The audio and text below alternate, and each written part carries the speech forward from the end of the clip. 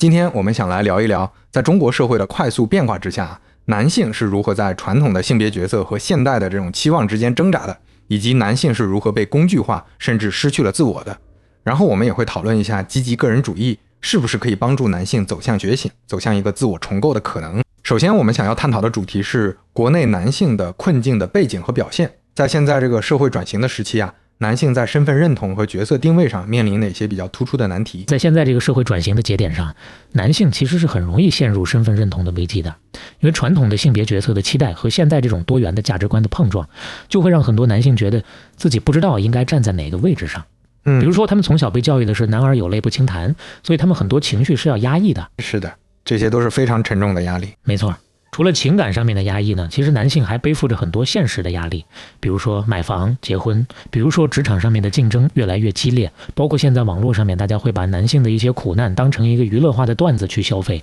其实这些东西的本质都是男性被彻底的工具化，去人格化。那我们接下来就进入到一个比较理论的部分，就是男性气质的社会化建构和角色期待。那中国历史上男性的形象和角色期待都经历了哪些重要的转变？中国男性的角色其实是在不断的变化的。最早在儒家文化占主导地位的时候，男性其实是需要文武兼修的，既要能够上马杀敌，也要能够治国安邦。是的，它其实是一个很全面的要求。到了宋代以后呢，就慢慢的开始有一些变化了，因为那个时候崇文抑武嘛，所以这个时候理想的男性形象就变成了一个文弱书生。对，然后他更多的是靠读书啊，靠他的气质来获得社会的认可。这个时候强调的就是克制、守礼、中庸。确实，每一个时代对于男性的期待都在随着社会的需要而不断的变化。然后到了新中国成立之后呢，男性的形象就跟劳动跟建设联系在一起了，就是吃苦耐劳、乐于奉献，成为了这个时代所推崇的男性气质。那到了改革开放以后呢，因为市场经济的发展和消费主义的影响，男性又被要求去成为一个家庭的经济支柱。但是同时呢，女性地位的提升也让传统的男主外女主内的模式受到了非常大的挑战。是的，那在现代社会的转型之下，男性在身份认同上面临哪些新的难题？现在这个社会变化太快了，很多男性其实会发现自己原有的一些优势正在慢慢的消失，但是新的身份还没有真正的建立起来。比如说现在的就业市场，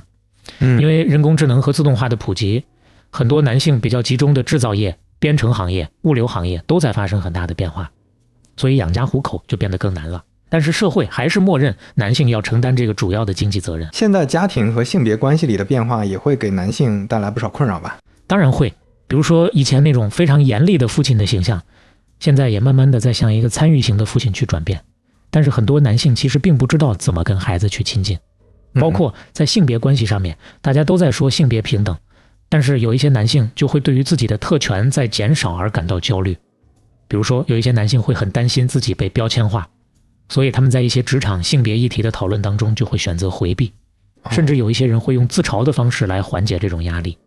其实这些都是传统的性别优势丧失之后带来的一些认同危机。原来是这样啊！那为什么在父权制的体系下面，男性气质会被工具化，甚至去人格化？其实这个理论的根源就在于父权制把世界分成了非常对立的两部分，就是把男性和理性、物质、主体、公共领域联系在一起，而把女性和感性、情感、客体、私人领域联系在一起。为了要让男性始终保持这种理性的优越的地位，他就必须要把所有跟情感有关的、脆弱有关的、依赖有关的这些特质从男性身上剥离掉。所以像脆弱、依赖、恐惧、爱这些东西就不被允许在男性的世界里面存在。所以说男孩从小受到的教育其实就是在强化这种工具性。没错，比如说你要让着女孩，在学校里面要保护女同学，然后到了社会上你又要去照顾女性，其实这些都是在告诉男孩你要不断的去付出，但是却不允许你表达出你自己需要被理解、被关心的这样的一个需求。所以这就是为什么会造成男性的这种五重剥夺，就是剥夺了男性的情绪共感的能力，剥夺了他真实的表达能力，剥夺了他的想象力和审美，剥夺了他爱的能力，剥夺了他自我构建的能力。所以男性就会变成一个只能去扮演强者的性别符号。他看起来好像是得了一些好处，但其实他也被牢牢地锁在了这个角色上面，他没有办法成为一个完整的人。听起来很可怕啊！那我们就来切入今天的一个核心的主题啊，就是国内男性面临的4重困境的剖析。那我们首先来看第一个困境啊，就是思维困境。为什么中国的男性会在成长的过程当中逐渐的丧失独立思考的能力，甚至会沦为只会完成任务的工具人？这其实跟我们的集体主义文化和性别角色的期待是密不可分的。比如说从很小的时候开始，男孩就会被父母、老师和社会反复的去灌输，你将来是要撑起这个家的，你是要传宗接代的，你是要买房买车的，你是要养老婆孩子的，甚至包括睡了女孩得负责这种话都会反复的去告诉你。所以这就导致很多男性会觉得我活着就是为了完成这些任务。所以说很多男性其实都没有机会去探索自己真正想要的生活。对，因为你从小就是被教育你要牺牲，你要让步，所以你就很容易习惯按照别人的期待去机械的生活，然后你就不会主动的去用自己的头脑去思考。久而久之你就会失去自我意识和主体性，最后你只能用别人的大脑去思考。那这种思维的困境会在男性的职业选择上面、婚姻选择上面有哪些具体的体现？就很多男性他在选工作的时候，会因为收入比较稳定就放弃自己喜欢的行业。有数据显示有 35% 的男性会这样做。然后在婚姻上面的话，其实有很多男性他会把结婚当成一种荣誉勋章，或者是说一种经济上的捆绑，他并不是因为爱情而结婚。所以这就是他们缺乏自我意识和主体性的一个很明显的表现。看来这种影响还是挺大的。那男性在家庭、职场、生活当中会遇到哪些双重标准？在家庭里面的话，男主外的这个思想还是非常非常普遍的。就很多男性他即使一个月赚8000，他还是觉得有压力，因为他觉得我是要撑起这个家的经济的。对。但他如果说要去当一个全职爸爸，反而会被很多人觉得是没有用，甚至可能会面临离婚的风险。是的。而且如果说家里没有生男孩的话，很多人也会把这个责任怪到男性的头上，就觉得是男性无能。包括这个孩子要跟谁的姓，也会给男性带来很大的压力。真的是没想到，原来男性在家庭里也会有这么多压力啊。对的，包括职场上面也是，有数据显示 62% 的企业会把加班的时长作为晋升的一个很重要的指标。所以这就无形当中把那些需要兼顾家庭的男性排除在外了。但如果你真的是一个很顾家的人，你每天回家要做家务，大家就会觉得你很负责。没错。但是你一旦说你自己想要2个小时属于自己的时间，比如说看看球放松一下，大家就会觉得你在逃避家庭责任。没错。包括在生活当中，好像女性去跟朋友聚会，大家就会觉得很正常，但男性去跟朋友聚会就会觉得你不顾家。没错没错。就女性去做一些自己的爱好，大家就会觉得她很会照顾自己，但男性如果去做自己的爱好，就会被说不成熟。对，所以这就导致很多男性即使已经精疲力尽了，他也不敢停下来，因为他一旦停下来就没有人认可他的付出。说得很对啊。那为什么现在男性的这种苦难在媒体和网络文化当中会被娱乐化，甚至被扭曲？现在无论是电影还是电视剧还是短视频里面的很多男性形象都是被极度的扭曲了。比如说必须要把自己所有的钱都上交给老婆，然后必须要在家里做家务，甚至还有时不时的被老婆打一巴掌，大家才觉得这个男的是一个好男人。对，其实这就是一种矮化，也是一种对性别关系的错误的呈现，确实是这样。感觉这种形象看多了之后，大家会觉得男性的处境本来就很好笑。而且在网络上面也有很多这种把男性的苦难标签化、娱乐化的现象，比如说亏妻百财不入，对吧？包括什么你负责赚钱养家，我负责貌美如花。然后包括现在网上很流行的那种求婚的视频，男生要双膝跪地，额头触地，然后举着钻戒求女生嫁给他。是的，就是当这些东西变成一种梗，大家去消费男性的压力、男性的情感需求的时候，这个社会真正的问题就被掩盖了，男性的声音就会变得越来越边缘化。既然说到这个话题，我们接下来就来谈谈男性被彻底工具化的这个形成的机制。为什么现在男性在经济领域会被异化成一种人力资源，甚至是赚钱的工具？其实这个核心的问题就是男性的价值被单一的等同于他的经济产出。就是大家会把男性仅仅看作是一个劳动力、一个资源，而忽略了男性作为一个人应该有的情感、精神和个性。这么说的话，很多男性是不是就会慢慢的习惯把自己也当成一个只有功能的东西？是这样的，而且有研究就指出，很多男性会在社会的压力下面把自己工具化，就是他会认为自己的价值就在于赚钱，就在于获得社会地位。对，然后他就会慢慢的把自己的情感需求、健康需求都抛在一边。比如说一个男人如果他的工资没有办法负担房贷、车贷、孩子的教育，他就会很容易怀疑自己的价值。是的，甚至他在家里的话语权都会跟他的收入挂钩。这就导致他越来越像一个为了满足别人的期待而存在的工具，而不是一个有血有肉的人。没错。那男性在家庭和社会当中被赋予的这种功能化的角色，会给他带来哪些压力？因为大家经常会说嘛，男人是家里的顶梁柱，对吧？所以男性就会被要求在家庭里面必须要成为一个经济的支柱，然后要去承担所有的重活累活。是的，而且这种期待不光是在家庭里面，在社会上面也是一样的，就是男性永远都要扮演一个供养者和保护者的角色。这样的话，男性的情感表达会不会也被影响？对，因为社会要求男性要成为家庭的柱石，社区的表率，所以他们就会被要求只能表现出有目的的情感。比如说你可以愤怒，你可以坚强，但是你不能表现出脆弱，表现出无助。没错，所以这就导致很多男性只能去表演一种符合别人期待的情感，然后他们真实的感受就会慢慢的被压抑、被忽略。既然如此，为什么男性在成长过程中会逐渐丧失细腻的情感表达能力，变成只会解决问题的工具？这个其实从小的时候就开始了。比如说我们小的时候经常会被教育说男儿有泪不轻弹，对吧？所以这就导致很多男孩会觉得表达脆弱是一件很丢脸的事情，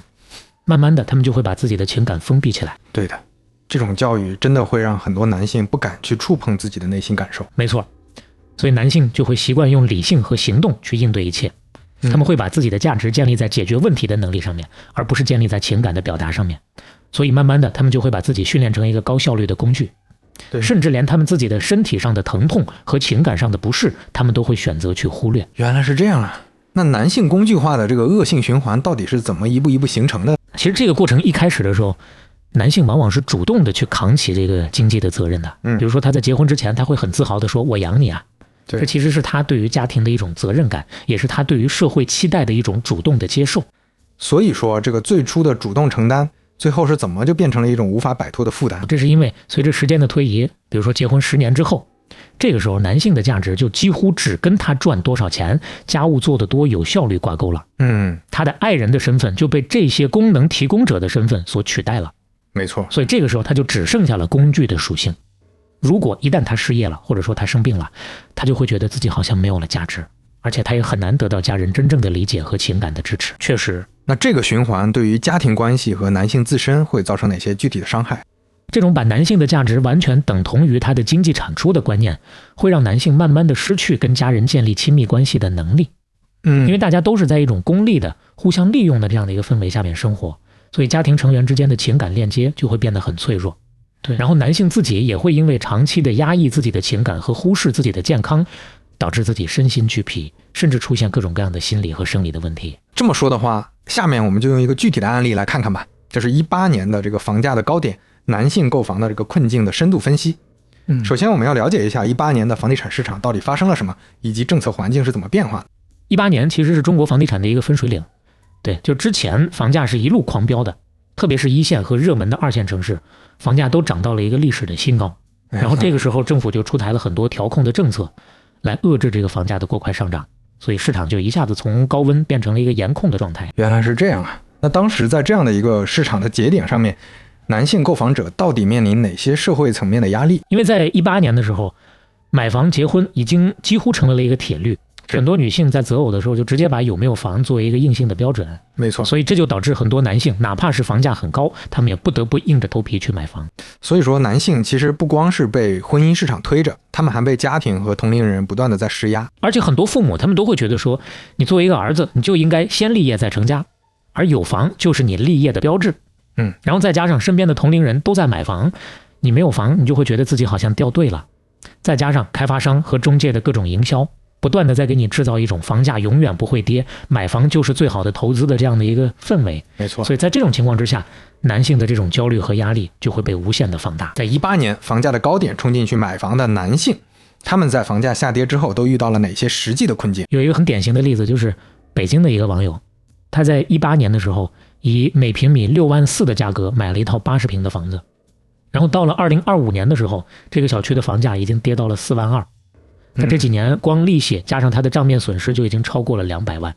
而且他不仅首付亏进去了，他每个月还要继续还这个高额的贷款。天哪，这种损失对于普通家庭来说真的是难以承受。对，而且更惨的是，像郑州的一些购房者，他们当时可能是1万5一平买的房子，现在已经跌到了7000多。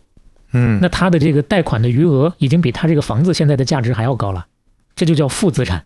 对，就是你房子已经成了一个沉重的负担，而不是一个资产了。原来是这样啊！那为什么18年的这个男性购房的困境能够反映出来这种工具化思维的一些严重的后果？因为在当时，很多男性其实并不是把房子当成一个家，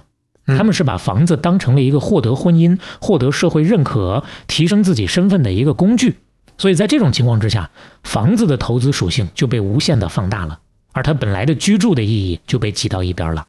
所以说他们的购房决定其实并不是基于自己的实际需求，而是被外界的眼光和压力推着走的。没错，很多人就是完全忽略了自己的经济实力和风险承受能力，就被家庭、被社会、被市场的气氛推着往前走，结果就是把自己的幸福和价值全部都压在了这个房子上。对，一旦这个房价出现了波动，那他们就会非常的被动和脆弱。这个其实是工具化思维带来的一个非常大的隐患。是的，那我们现在就来进入今天的最后一个部分，就是破局之道，积极个人主义的理论和实践。那积极个人主义到底是什么？它跟中国男性的现实困境有什么联系？积极个人主义其实是美国的一个学者，他在研究明代思想的时候提出来的一个概念，它是跟那种消极的个人主义相区别的。就是积极的个人主义其实是强调，你虽然是处在一个万物一体的关系网当中，但是你可以通过跟他人的这种互动来获得自我的满足和成长。所以这个其实是给中国的男性打破这种工具化，走出这种身份的困境，提供了一个新的思路。对的。那为什么积极个人主义会强调男性要在学习和思考之间找到平衡，并且要建立一个终身成长的体系？因为这个其实是实现自我价值的一个基础，就是你只有不断的去学习、去反思，你才能够适应这个社会的变化。没错，然后你才能够不断的去突破自己原有的那些限制，对，最终才有可能成为你自己真正想成为的那个人。那男性具体要怎么做才能够在现实生活当中真正的成为自己人生的主人，实现身份认同和价值的重构？首先就是要敢于摆脱对他人期待的这种盲从，比如说有一些不合理的要求，你要学会说不。因为真正的责任并不是说你要不断的去牺牲自己，而是你要先照顾好自己，你才有能力去照顾别人。所以说建立自己的价值标准其实特别关键。没错，男性要去主动的建立一个属于自己的多元的价值体系，就是你不要把你的自我价值全部都绑在财富和地位上面，你要去关注自己的成长、自己的精神世界、自己的人际关系，以及自己对这个社会的贡献。是的，然后包括你对于男子气概、对于性别角色的理解也要更加的开放，就是你要允许自己有坚强的一面，也要允许自己有脆弱的一面。对，就是你只有这样才能够成为一个有担当、有温度的人，然后你也可以去拥抱不同的人生可能。今天我们从男性的角色期待到工具化的困境，再到我们说的这个积极个人主义，聊了这么多啊，其实我们就是想要鼓励每一个男性能够去打破外界给你设定的一些条条框框，对，然后能够去活出一个更有温度、更有选择的人生。